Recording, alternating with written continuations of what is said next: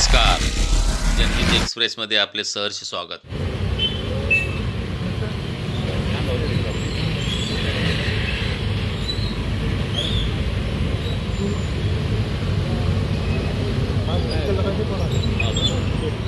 ही बाब आहे जी महामार्गाची NH म्हटल्यानंतर अहमदाबाद मुंबई टू अहमदाबाद महामार्ग आहे। बऱ्याचशा गाड्या वेगळ्या करतात। आपले जे लोकप्रतिनिधी आहेत त्यांनी शासनावर दबाव टाकून हा माती भराव झालेला आजूबाजूला हा पाणी रस्त्यावर महामार्ग का येतं हे बघितलं पाहिजे आणि त्यांनी त्याच्यावरती अंकुश ठेवला पाहिजे।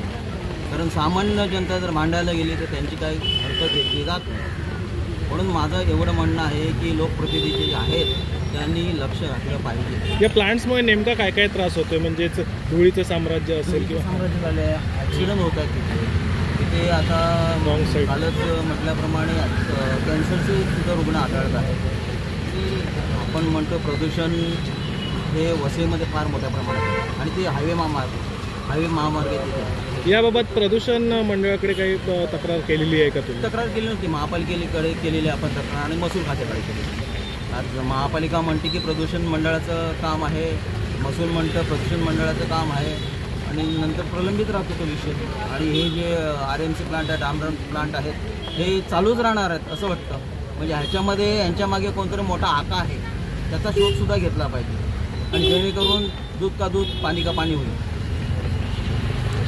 गुन्हे दाखल झाले आहेत ना? 28 RMC प्लांटवर गुन्हे दाखल झाले, पण अजूनसुद्धा ते सुरू आहे। काही थातूरमातूर कारवाईमध्ये 2-4 RMC आहेत ते फक्त बंद केलेले आहेत।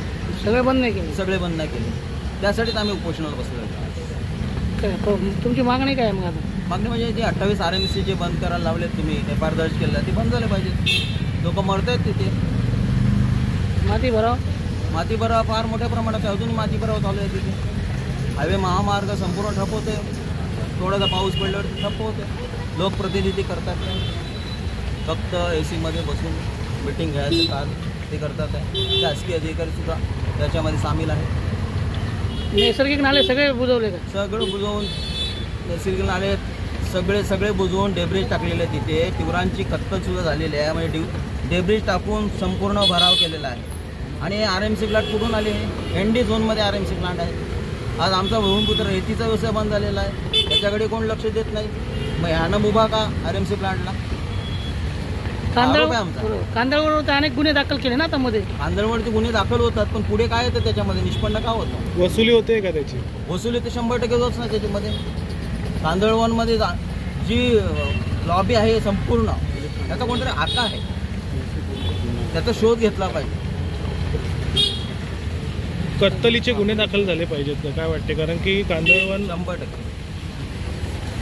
वसई हा इतिहासामध्ये म्हटल्यानंतर वसईला वैभव आहे। आज प्रदूषण वसईमध्ये फार होतं आहे आणि अशाने वसईचं कुठेतरी नैसर्गिक स्रोत आहे म्हणजे ते कुठेतरी नाव पण खराब होतं। आम्ही बघतोय तर काही फरकच नाही का? बरं, गेल्या वर्षी आंदोलन केलं होतं ना, फक्त गुन्हे दाखल केले, नंतर इलेक्शन लागलं लोकसभेचं, मग तो प्रलंबित राहतो विषय। आता पण तेच आहे। तहसीलदार साहेबांनी लेटर देवा आम्हाला की काम कोणाचं आहे, महापालिकेचं आहे, प्रदूषण मंडळाचं आहे की महसूल खात्याचं आहे।